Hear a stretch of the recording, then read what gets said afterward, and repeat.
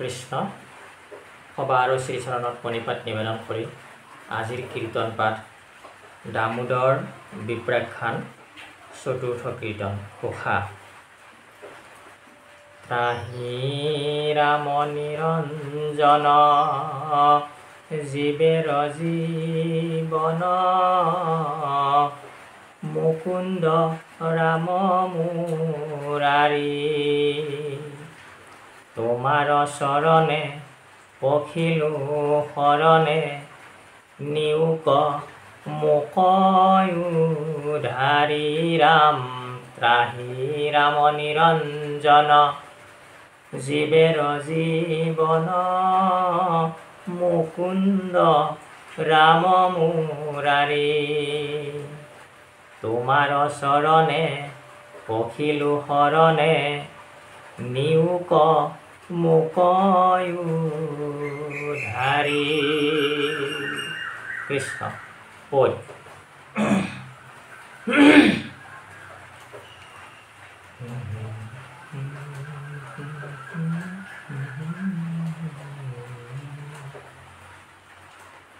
সুবৰ্ণ ৰুহলি মৰকত থলি ক্ষতি কৰ দাৰ বাৰ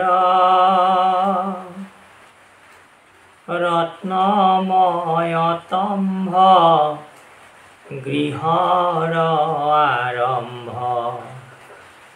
দেখি ভৈলা চমৎকাৰ দুগ্ধ ফেন সম সজা হব আছে পুনৰ খাতে বিচাৰি সুবৰ্ণ আসন ভাজন যতে ক তাৰ সীমা সংখ্যা নাই। ৰামচন্দ্ৰ তাপ হব টানিয়াই আশ্ৰয় মুকুতাৰ মালা আৰি দিব্য কন্যাগণে আয়াজাত কৰে শুনি নুপুৰৰ শাৰী। ৰাম ৰত্নৰয়নেক প্ৰদীপ প্ৰকাশে নজানয় ৰাত্ৰি দিন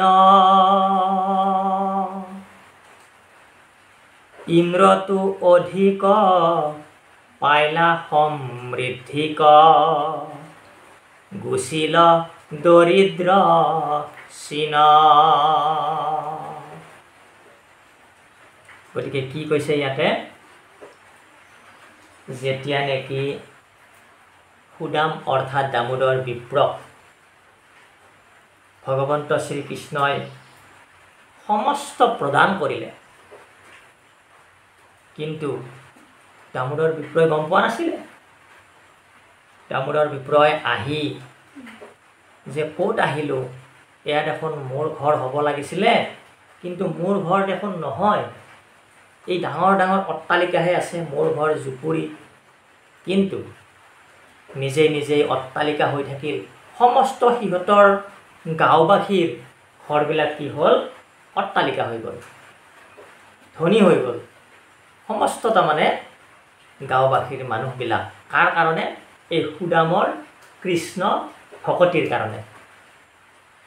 কৃষ্ণ ভকতিৰ যোগেদি এইটো বুজাইছে যে কৃষ্ণ ভকতিৰ যোগেদি অকল নিজৰেই লাভ বা উপকাৰ নহয়, সমস্ত জ্ঞাতি কুটুম্ব, সমস্ত ওচৰ চুবুৰীয়া, সমস্ত গাঁওবাসীৰ কৃষ্ণ ভকতিৰ দ্বাৰা উপকৃত হয়।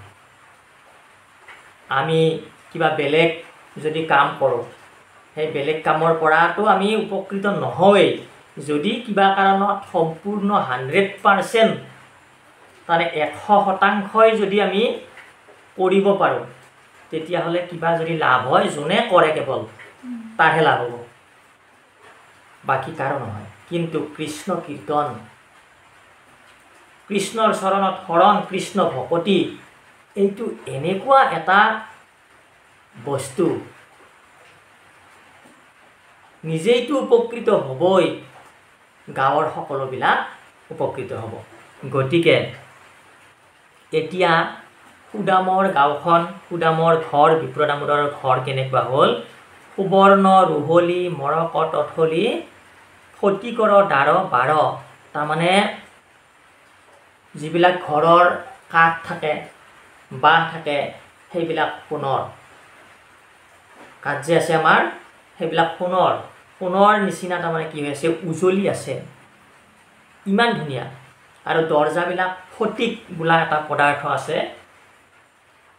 আইনাৰ লেখীয়া তাৰমানে হেৰি হয়, উজ্জ্বল হৈ থাকে, হীৰাৰ নিচিনা উজ্জ্বল হৈ থাকে, আইনাৰ নিচিনা সেনেকুৱা।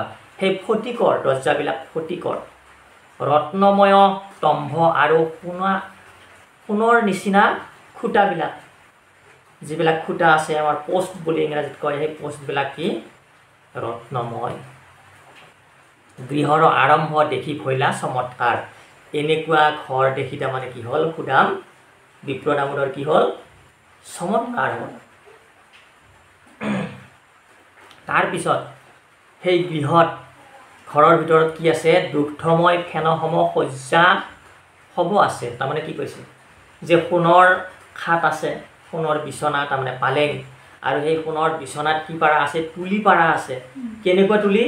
গাখীৰৰ ফেন, যেতিয়া গাখীৰ খীৰাই দিব বেছিকৈ হচৰ হচৰকৈ গাখীৰ ওলায়, ফেন এনেকৈ উঠি আহে, ইমান ধুনীয়া ঢিলা, তাৰমানে সেনেকুৱা ধুনীয়া তুলি আছে পাৰা তেখেতলোকৰ ঘৰত। ইমান ধুনীয়া হ'ল।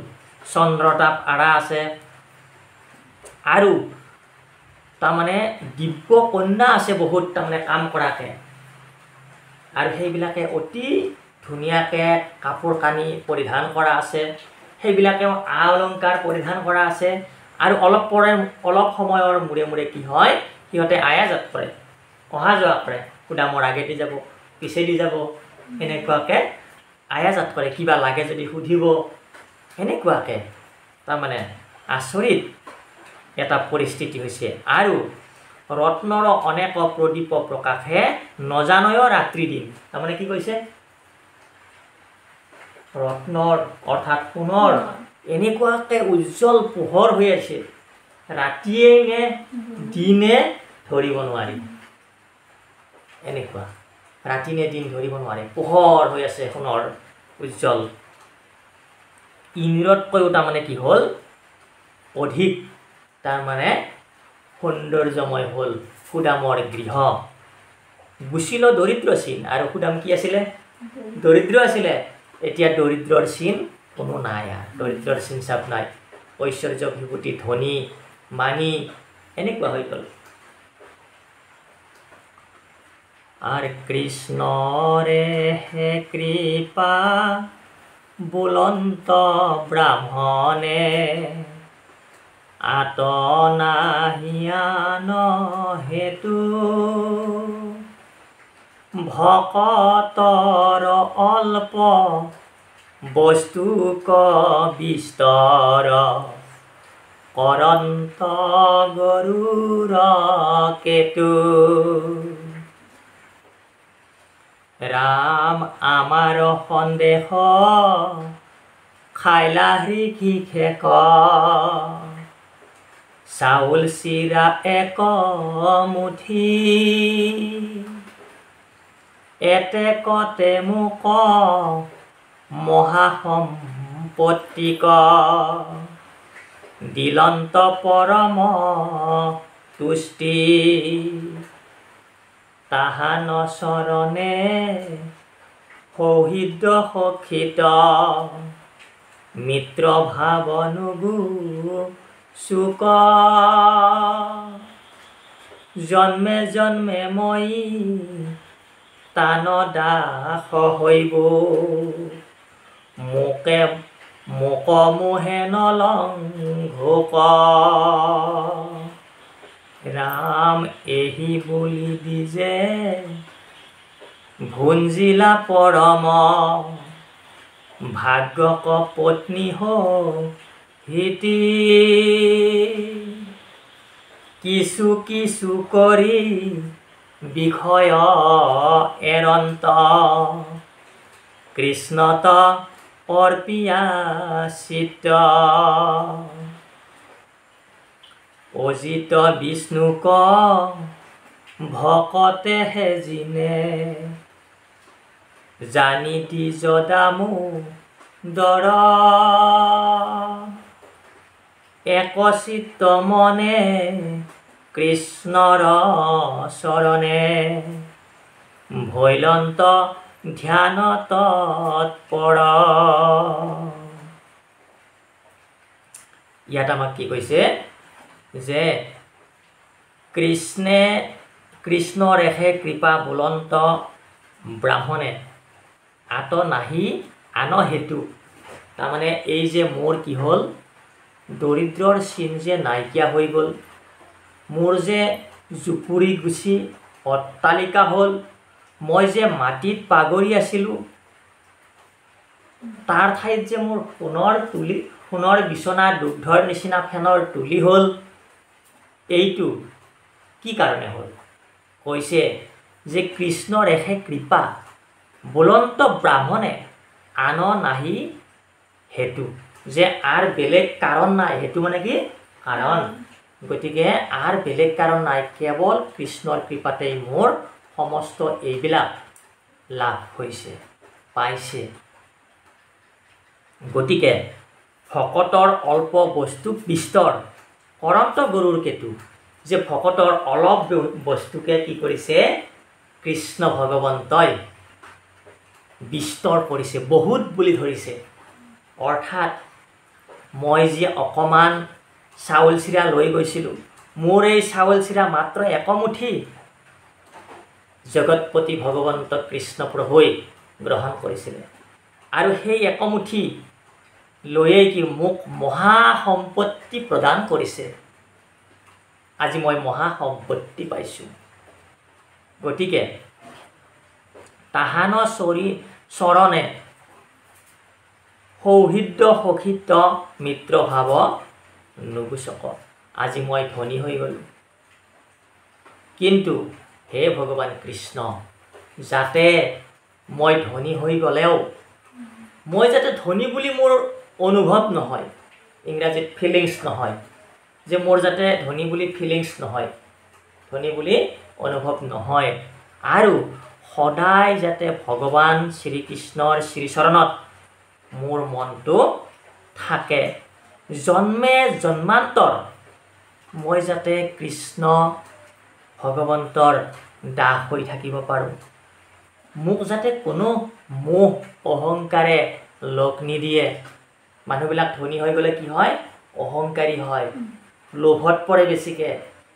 গতিকে সুদামে কৈছে যাতে মোৰ কোনো লোভ বা অহংকাৰে মোক আহি লগ নিদিয়ে। এনেদৰে কৈছে এহি বুলি দিজে ভুঞ্জিলা পৰম ভোগ্যক পত্নী সহিতে। আৰু এনেদৰেই দামোদৰ বিপ্ৰই নিজৰ পত্নী পুত্ৰৰ লগত দিব্য ভোগ তাৰমানে কি কৰিলে? ভোগ কৰিলে। ভোগ ভুঞ্জি পুণ্য কৰা হয়। যদি কোনোবাই পুণ্য কৰিছে, সেই পুণ্যৰ ফলত ভোগ ভুঞ্জি সেই পুণ্যটো ক্ষয় কৰিব লাগিব। ক্ষয় কৰাৰ পিছত বৈকুণ্ঠত জাগা পাব। গতিকে কি কৰিলে? কিছু কিছু কৰি বিষয় এৰন্ত কৃষ্ণত অৰ্পিয়া চিত্ত। আৰু বিষয় আমি মানুহবিলাকে প্ৰায় মানুহবিলাকে এই বিষয় সুখত মজি থাকে। আৰু এই সুদামে দামোদৰ বিপ্ৰই কি কৰিলে? কিছু কিছু কৰি অলপ অলপ কৰি বিষয়বিলাক ত্যাগ কৰিলে। কেনেকৈ ত্যাগ কৰিলে? কৃষ্ণত অৰ্পিয়া চিত্ত। কৃষ্ণত যদি কাৰোবাৰ চিত্ত অৰ্পণ নহয়, তেখেতলোকে কোনো দিনেই বিষয় পৰিত্যাগ কৰিব নোৱাৰিব। সেইকাৰণে কৈছে যে ভকতেহে বিষয় ত্যাগ কৰিব পাৰে। কিছুমানে ক'ব পাৰে যে ভকত নহয়, আমিওতো ইমান বিষয়ত মজি থকা নাই, নোৱাৰে। কৃষ্ণত চিত্তটো অৰ্পণ কৰিলেহে বিষয়টো ত্যাগ কৰিব পাৰিব। গতিকে কৈছে অজিত বিষ্ণুক, তাৰমানে কি? অজিত বিষ্ণুক মানে কি? অজিত মানে যাক জিনা নাযায়, যাক জিকিব পৰা নাযায়, অজিত। বুজি পাইছা? অজিত যাক জিকিব পৰা নাযায়। অজিত বিষ্ণুক, কাক জিকিব পৰা নাযায়? বিষ্ণুক। কিন্তু কৈছে ভকতেহে জিনে জানি দ্বিজ দামোদৰ, কিন্তু ভকতে কিন্তু কৃষ্ণক জিনে। এই কথা দামোদৰ বিপ্ৰই জানি একচিত্ত মনে কৃষ্ণৰ চৰণে কৈলন্ত ধ্যান তৎপৰ। আৰু এই কথাটো জানি দামোদৰ বিপ্ৰই একচিত্ত মনে, মনটো যাতে কোনোফালে আৰু গতি নকৰে, পুত্ৰৰ ফালে নাযায়, ভাৰ্যাৰ ফালে নাযায়, অন্য দেৱ দেৱীৰ ফালে নাযায়, কাৰো ফালে নাযায়, কেৱল মনটো ক'ত যাব? কৃষ্ণৰ ফালে যাব। এনেদৰে কৃষ্ণ ধ্যানত, কৃষ্ণ কথাত তৎপৰ হ'ল, যত্ন কৰিলে। দৃঢ়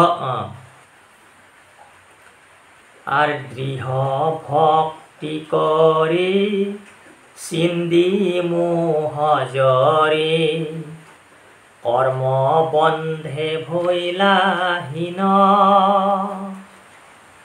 পায়া মহোদয় দেখি ব্ৰহ্মময়, কৃষ্ণতে গৈলন্ত লীন।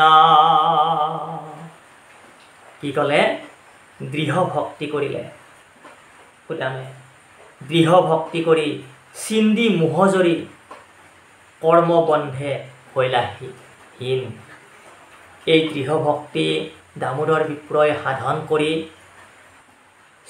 মোহৰ জৰিডাল ছিঙি পেলালে। আমি মোহত আবদ্ধ হৈ থাকোঁ। কাম, ক্ৰোধ, লোভ, মোহ, মদ, মাৎসৰ্য, হিংসা, ঈৰ্ষা, কুৰ্চুট, কপট, বদ, ভাৱনা, এইবিলাকত আমি আবদ্ধ হৈ থাকোঁ। এই সুদামে কি কৰিলে? কৃষ্ণত দৃঢ় ভকতি কৰি এই সমস্ত মোহজৰিৰ পৰা মুক্ত হৈ গ'ল। কৰ্ম বন্ধে ভৈলাহীন, আৰু কৰ্মবন্ধক হীন ভাবিলে, কৰ্মবন্ধত আবদ্ধ হৈ নাথাকিলে। পায়া মহোদয়, আৰু ভগৱান কৃষ্ণৰ পৰা মহোদয় পালে, দেখি ব্ৰহ্মময়, আৰু সমস্তকে ব্ৰহ্মময় দেখিলে, অৰ্থাৎ কৃষ্ণময় দেখিলে। সমস্ত ভূতত বিষ্ণু বুদ্ধি সম, কুকুৰ শৃগাল গধৰ্বৰ আত্মা ৰাম, জানিয়া পৰি সবাস কৰিবা প্ৰণাম। গতিকে এই বুদ্ধিটো, এই জ্ঞানটো আহিল, সমস্তকে কৃষ্ণ দেখিলে, আৰু কৃষ্ণতে কৈলন্ত লীন, কৃষ্ণত লীন গ'ল দামোদৰ বিপ্ৰ। পৰম পুৰুষ প্ৰভু নাৰায়ণ, ভকতৰ যেন নিধি, তাহান চৰণে ভকতি কৰিলে, অৱশ্যে হুইবে সিধি। ৰাম মাধৱৰ ইটো পবিত্ৰ কথা ক,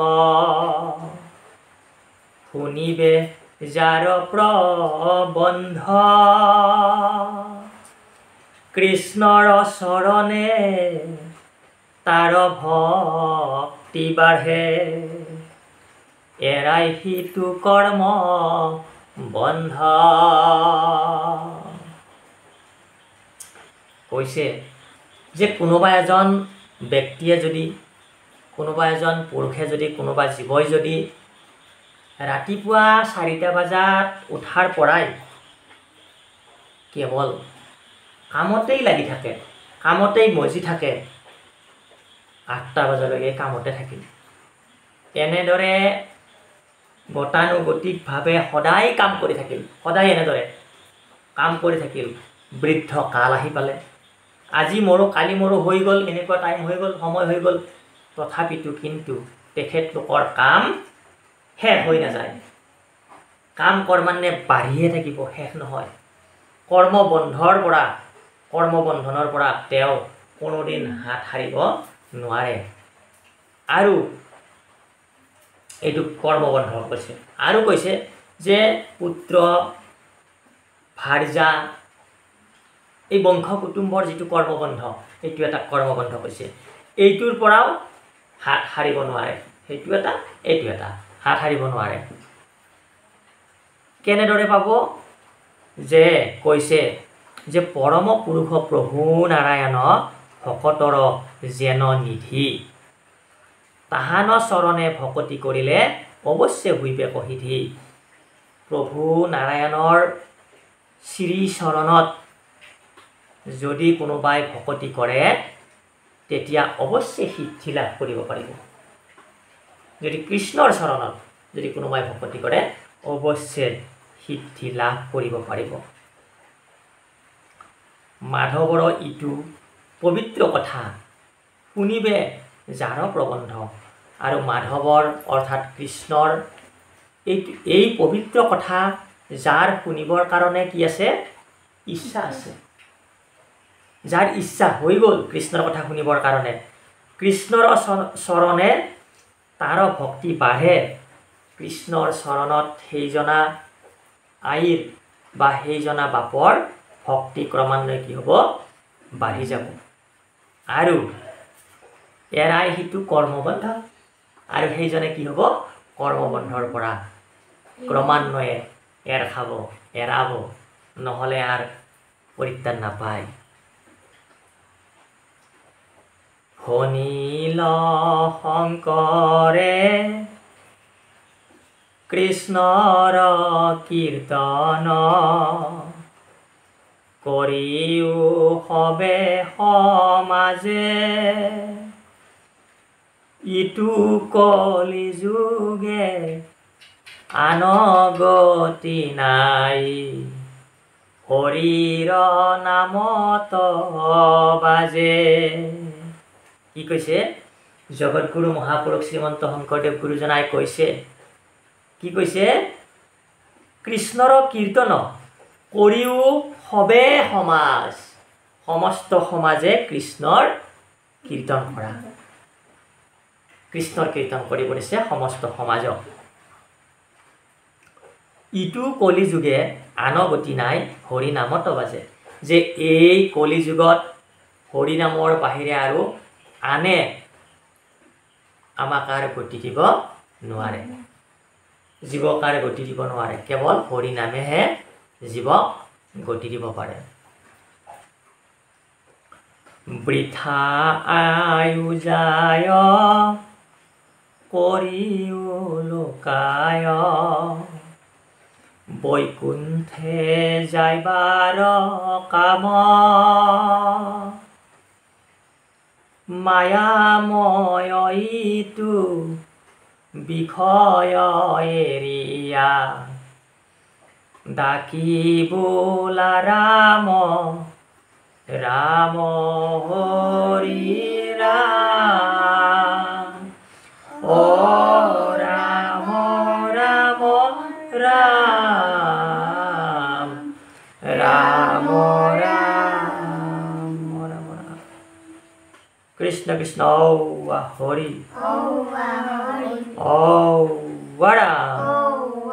কৃষ্ণ। গতিকে আমাক কৈছে বৃথা আয়ু যায় কৰিও লোকাই, বৈকুণ্ঠে যাইবাৰ কাম, মায়াময় ইটো বিষয় এৰিয়া, ডাকি বোলা ৰাম ৰাম। কৃষ্ণ জয় গুৰু শংকৰ সমস্ত জনাৰ শ্ৰীচৰণত প্ৰণিপাত কৰা হৈছে। আৰু আমি আজিৰ কীৰ্তন পাঠ ইয়াতে বিৰাম দিয়া হৈছে। কৃষ্ণ।